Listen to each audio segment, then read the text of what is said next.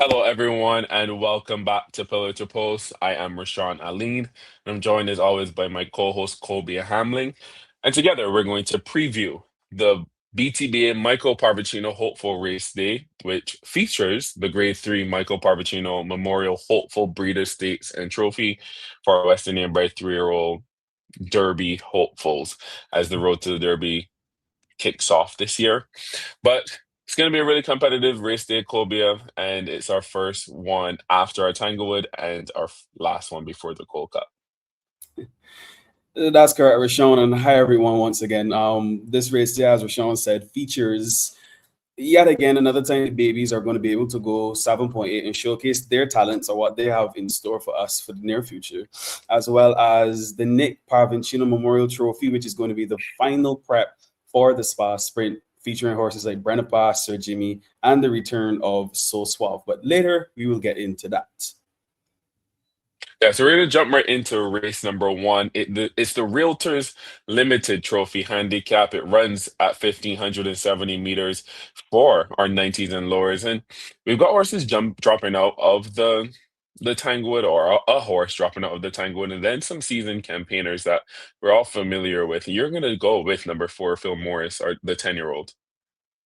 Yeah, I thought this was an open and shut situation. I'm very surprised to see you have picked Lovely over Phil Morris. Phil Morris, I simply chose because he's the only pace in the race. How many times have we seen Phil Morris be left alone up front and he simply cannot be caught? I've watched this several times. If I can think back to the near past, Heroes Day was also in the race, and Phil Morris was allowed to sit down up front, and no one was able to catch him. He dismissed Heroes Day, dismissed Capricat, and the lovely horse, Princess Aruna. And unfortunately, he did drop with the Tanglewood, but I think he's back into his respective weight category. And there's no question in my books where this horse loses. This is one of the easier wins on the day for me. Oh, well, you're opening the card with what you think is a cinch. For me, as you see, I'm going to go against him and I'm going to take two others just quickly on Phil Morris. I think if you look through his form, his last five starts have been at 1,800 meters with two wings coming at that trip. And I think that trip allows for more of a control where he can get into a rhythm and amble and then sprint for home. Contrary to the mile, where I think it runs a little bit a little quicker, where he might not be able to dictate that way. And then I am going to take number one, Lovely, who last time out finished third. She finished third behind Raconteur and Priceless, who she reopposes. I'm going to flip the form, even though the weight disparity is very similar. I just think it was a 7 furlong, but Lovely was ridden 9 furlongs in this spot. She never got any cover, where Raconteur got a perfect ground saving trick from Rashid Hughes. And Lovely, as you can see, is just five wide, no cover, and just kept on coming. I think drawn one here with Raheem Thorpe claiming five. I think she's set up well in the weights, as well as the draw if Raheem Thorpe can save some ground with her. And in this race, she also beat Phil Morris at the mile. So I think cutting back to the 7.8, this is a horse who's shown more of an affinity for sprints, but I think with a good trip, she can be very competitive in this spot. And then I'm going to take Priceless. You save Phil Morris might be the only speed, but which on paper he genuinely would be. But I think Priceless with Ricky Walker at this weight of 108 pounds or anywhere in the space of that, Ricky Walker has to use this horse's speed and try to get the others in chase mode. So I'm going to take Lovely just off that last start. The class is there, the weight is there. Love everything about Lovely in this spot. And then Prices for an upset, but I respect Phil Morris. That's fair enough. I have Lovely on my second line, but I simply can't choose a horse as a custom winning sprint. It's hardly ever there in 7.8s. And maybe I shouldn't say hardly there, but usually placing, not necessarily Yeah. winning once going No, over the distance. that Not is over very a horse valid. that's accustomed to beating these at 7 and 9 furlongs, as you said. No, very valid, but we'll see how the opener goes. You think you have a cinch. But we're going to move on to race number two. It's the Joanne Parvicino Memorial Trophy Handicap. This one goes 9 furlongs for the 40 and lowers. And we've got another competitive field, but we end up on the same exact here. And for good reason. Red Eagle has been so consistent within this class, especially at this distance, whether it's been penny stamp, whether it has been at decent weight. This horse has been knocking at the door consistently for the last about 5, 6 starts. This horse has been there and no one lets him in.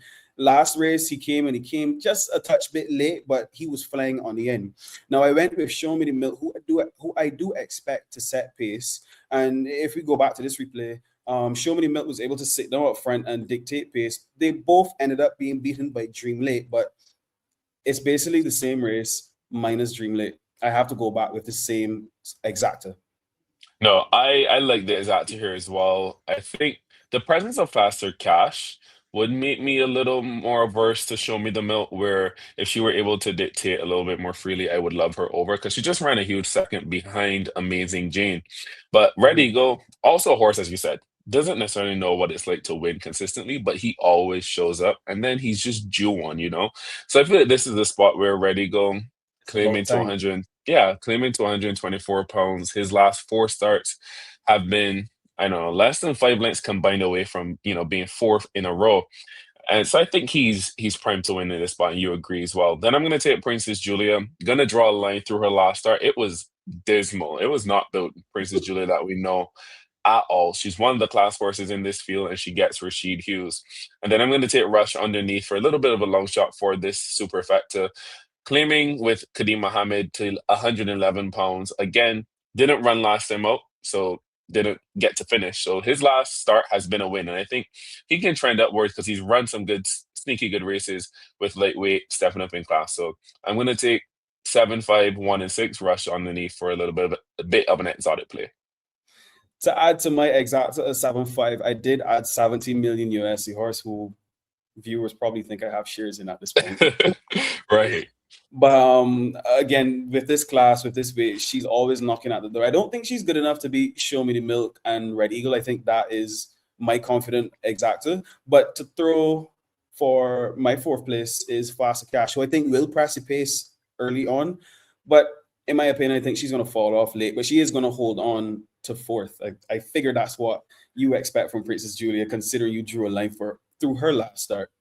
Yeah, I just have to think it's way too bad to be true, and I'm going to look turn a blind eye to it, and I hope that the good Princess Julia shows up.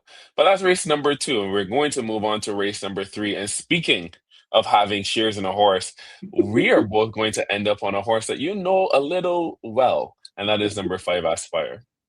Maybe a little too well. Yeah. um, she got into a little bit of trouble in her last start.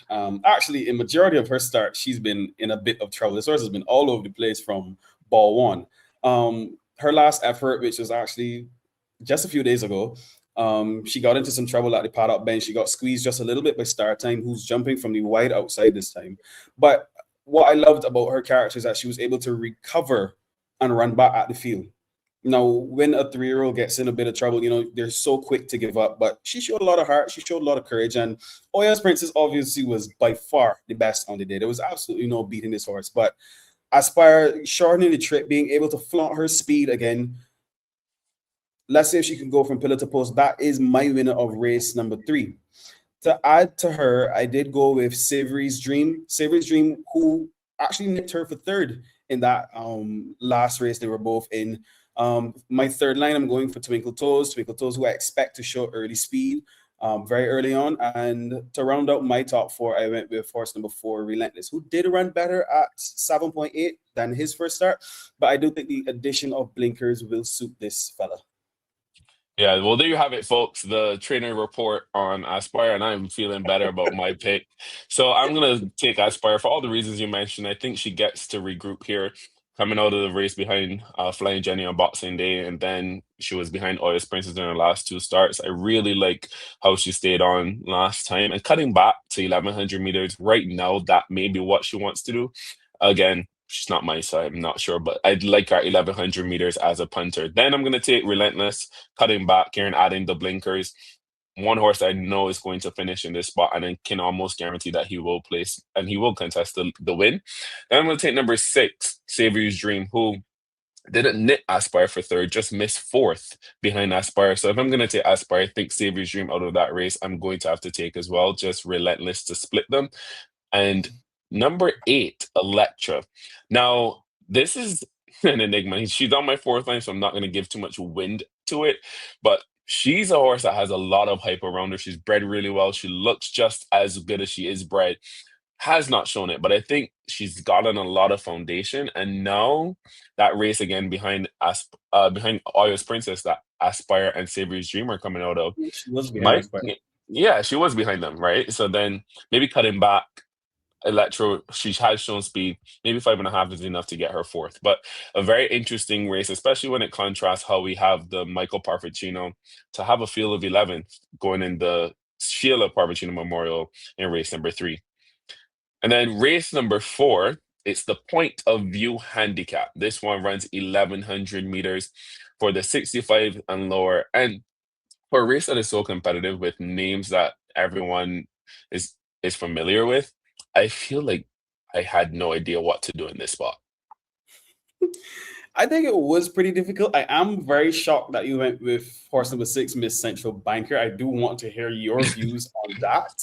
But I found my winner in Let It Be Me. Now, she is a touch bit outclassed in this spot, but considering how she has been doing Only a recently touch. with considering how she has been doing recently with this penny stamp, I think coming back here with 109 pounds on Ricky Walker, who is going to get the 109 pounds with tack. I find it very hard to look away from her. Looking through the rest of the field, I think Premise stands a really good chance. I think Binary Code put down a really brilliant effort, but he's not the most consistent horse. He's going to give me one good one today and then be missing for the next 2 race days sometimes. Ironic coming from me. Leave me alone. Right. I'm saying like you're not singing the praises of binary code. Okay. And then to round out my top 4, I went with Life is Great. Now, as much as this is not necessarily a step down in class, this is more familiar faces that he's running with. Premise, the only reason I did not choose Premise over Let It Be Me was the weight pull. I think giving away just shy of 18 pounds is a lot No, of weight. it's only really gonna be 10 pounds. She has 109 and he's gonna take 120.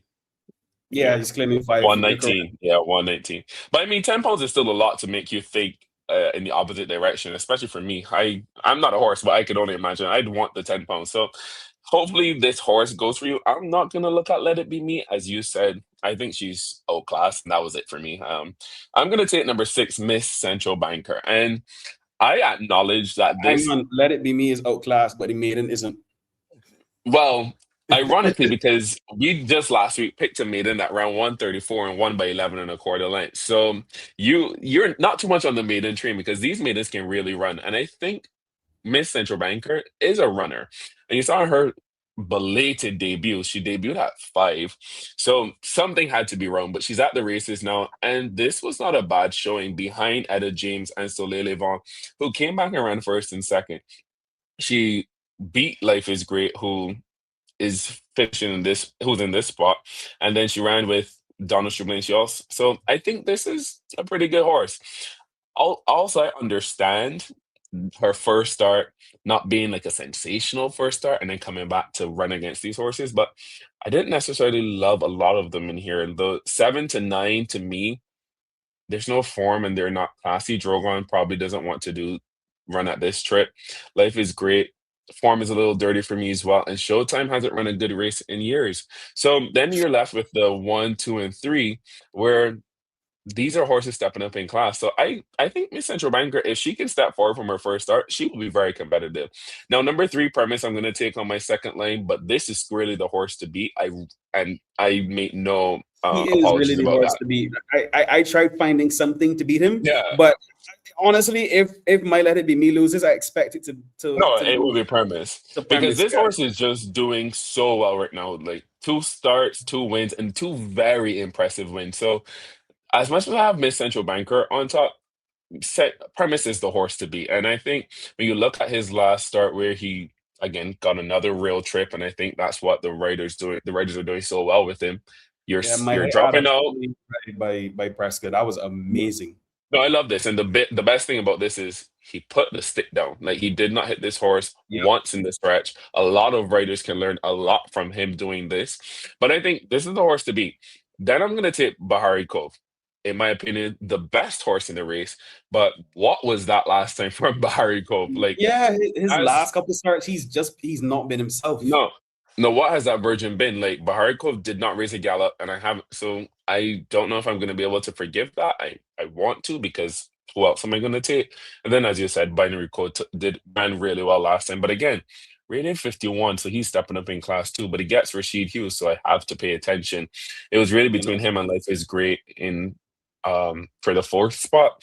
And it's really just that 9 pounds difference that I'm going to go with Binary Code over Life is Great. But I really like this race. It was just a tizzy for me to figure out who I'm gonna take in this spot.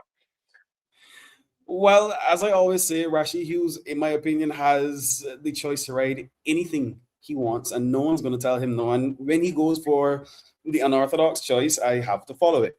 And that being binary code, I have to have that in my first four. I don't necessarily like him as a winner, but I think he's good enough to at least run third. Um, Life is Great, just as you mentioned, maybe good enough to run fourth, but the form is dirty. He's been basically nowhere his last couple starts. Not sure what's going on there, but let's see how it pans out.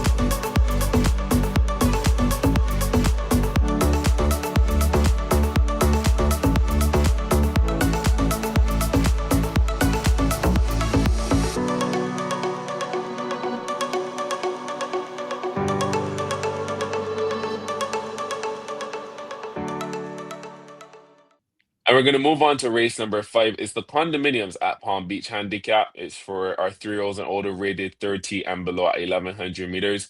And when we get into this class, it gets really competitive and it makes the betting sequences very interesting.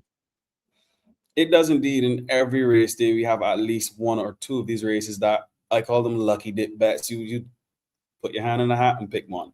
Now, I ended up going with horse number two, one of the horses who are both maidens and over the rating scale. Now, the reason I went with Mo Farah, I'm actually going to highlight a race all the way back in August last year. This horse, who in my opinion does a bit better sprinting, ended up being beaten by another horse in this race I actually have on my second line, Early Riser. And the reason that I switched it to them is because of the weight pull. So last time Early Riser had 112, Mo Farah had 125. This time is a complete flip. Mo Farah does have 133, but does get the £5 apprentice claim. And I like to think that Thor is going to take off the £5 and get to 127. But Early Riser has 125 here. And the weight difference of £2, I think, is going to play the big difference in this race. Yeah, I think this horse has the speed and obviously makes him a player in this spot. But I am not so sure if he can fend off. Maybe if Fulminant goes, she's been missing for quite some time, and so might be fresh off. And then you have Rockin' Robin, who showed a lot of speed in her last start, and Vida Rosa's also showed speed. So I'm not necessarily keen on Mo Farah, given the other pace presence. But I'm going to take number 8, Social Distance. Now, this is one of the class horses in the race, if you can even say that, rated 30 in this 30 field. Again, an angle I really like is the route to sprint, and he was fourth behind Dream Late, Red Eagle, and Amazing Jane. Amazing Jane came out of this race to win her subsequent start. Dream Lake is on the trot. He won 2 in a row. So I think that this one is dropping in class, and we both picked Red Eagle early on the card. So I think Social Distance is a logical choice in this spot, especially claiming £7 to 122. One of the class horses getting that much of a weight break at a distance that he's run well at before.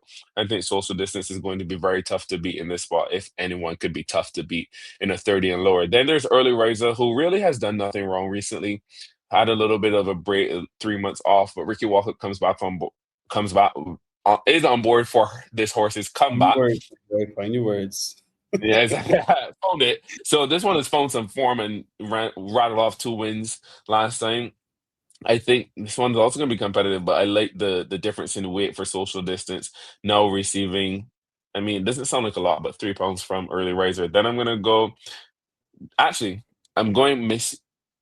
And then I'm gonna go Visionary in front of Early Riser. Wrong gray, but Visionary just to come back from the pace. And then number 10, Rocking Robbing, who showed a lot of speed last time out. Drawn wide here, and again, same thing with Mo Farah. I think this will be the superior one of the speed at the weight of hopefully close to 111 pounds after the clean.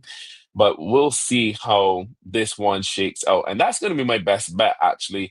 That super factor box with number 3, Early Riser, number 4, Visionary, 8, Social Distance, and Rockin' Robin.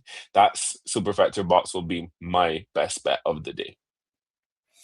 Well, to add to my Mofar early riser exacta, I'm gonna add again your horse that your winner, should I say, social distance, and your second place horse is on my fourth line, Visionary.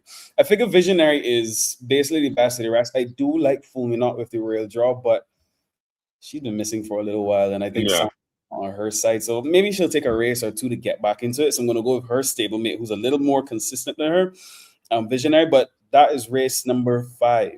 We move on to race number 6, the Sandalwood House Handicap. This race is going 7.8 for 3-year-olds and older, non-winners of 3. Rashaun, I loved Wonderwall sprinting. I loved how she won her maiden race sprinting, but stretching to 7.8, I think she's a little vulnerable, and I think she's vulnerable specifically to horse number 2, Deton. And you seem to feel the same way. Yeah, we're not oh clevering. We're not getting clever in this spot, especially we're both on the same trifecta of 2, 1, and 5. I think Detente in this maiden race was impressive to beat Wonderwall, who was starting to get her form and come back to the races. This is a race from the 6th of September, and it was Wonderwall's second race off the bench. But Detente was able to stalk and run her down. And then obviously out of this spot, Detente did lose 2 races, stepping up to 40s and 55s and lower. But then Detente's race on Boxing Day was so impressive. She won by 5 3/4. So I think coming back here at the mile again, Deton is really primed to get a similar trip that we just showed in that replay. Sit off of the pace and just pounce. Again, claiming 7 pounds with a hot apprentice like Blackett to 119 pounds. I'm not sure that the Wonderwall can give Detente 7 pounds and beat her. So I'm gonna take Detente like you with Wonderwall and Heidi Marine. The blinkers go back on, class horse. And then underneath, I'll take Elegant with the claim and Gaze, who was once nominated to the Tangoid.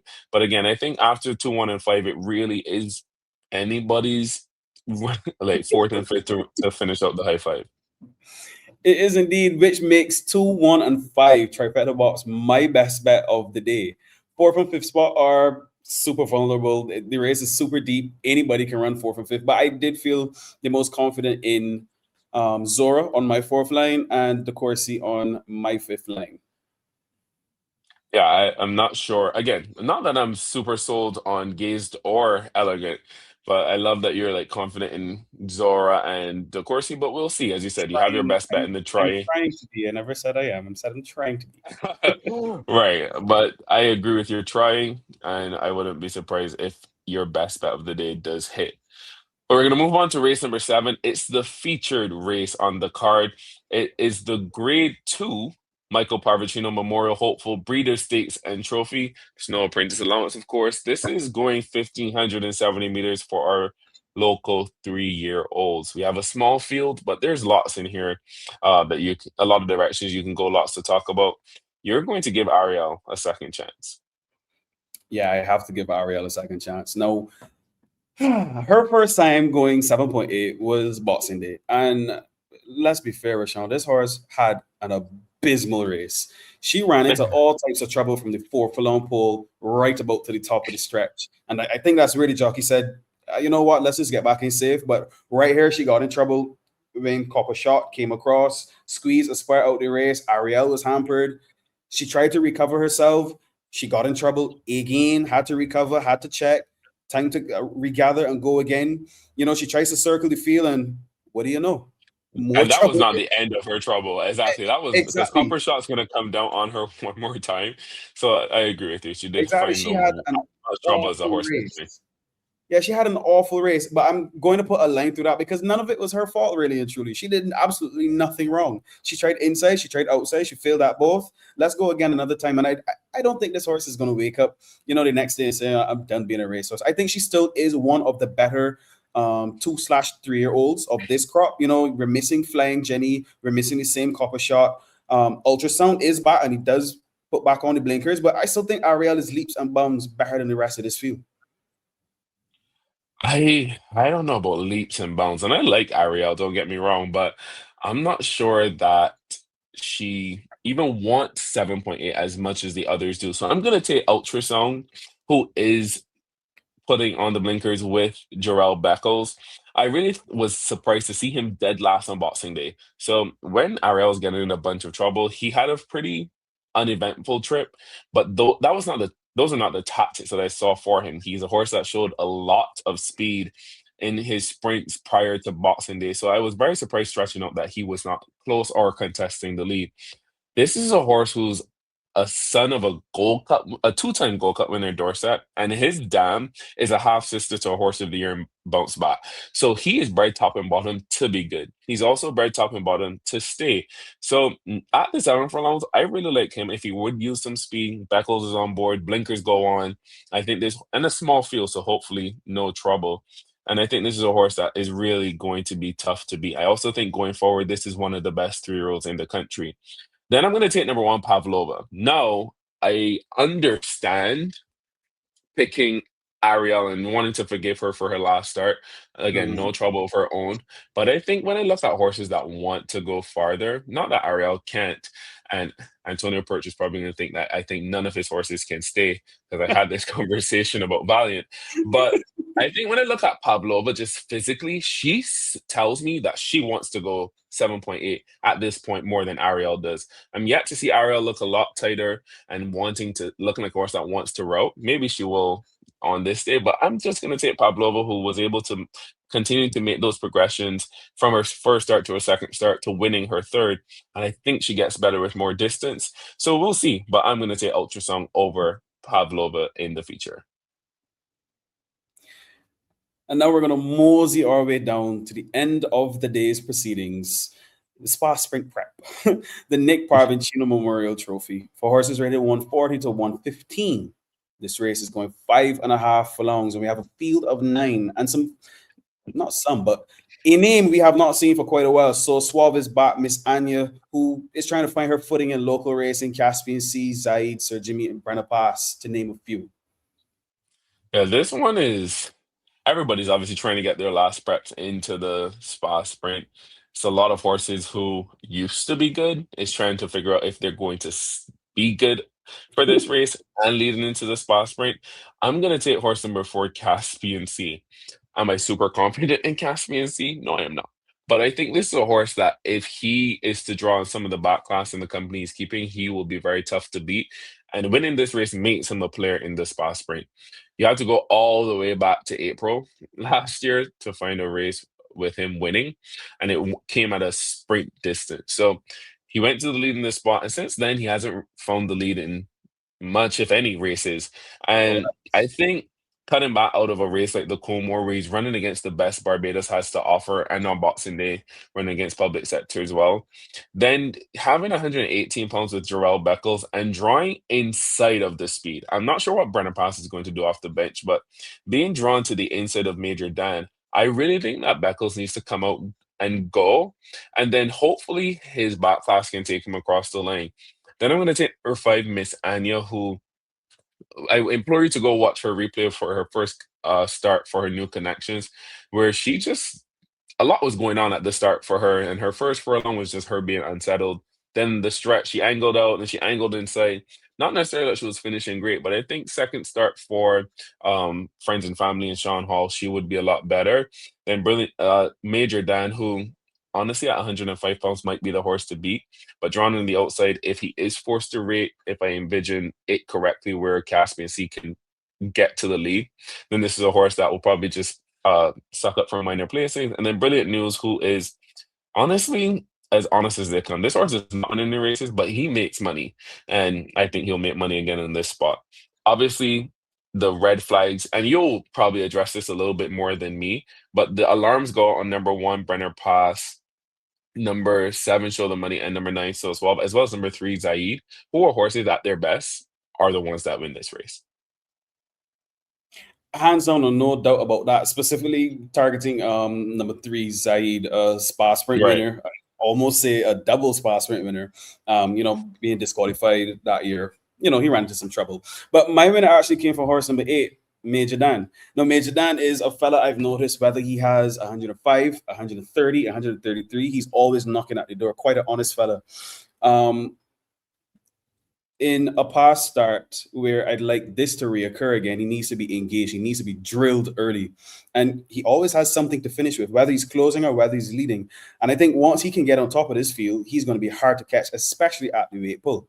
Brenner Pass, the other speed in the race, who is my second choice.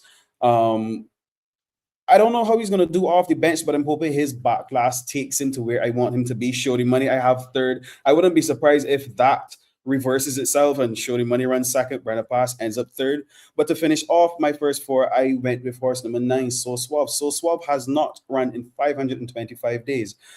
Again, I'm thinking his back class and the pace coming back at him is going to elevate him into fourth place. But fourth place is almost at grabs for anybody. Brilliant News is always knocking at the door. Miss Anya, I have not paid a lot of attention to her, but I also don't think she's a top class sprinter.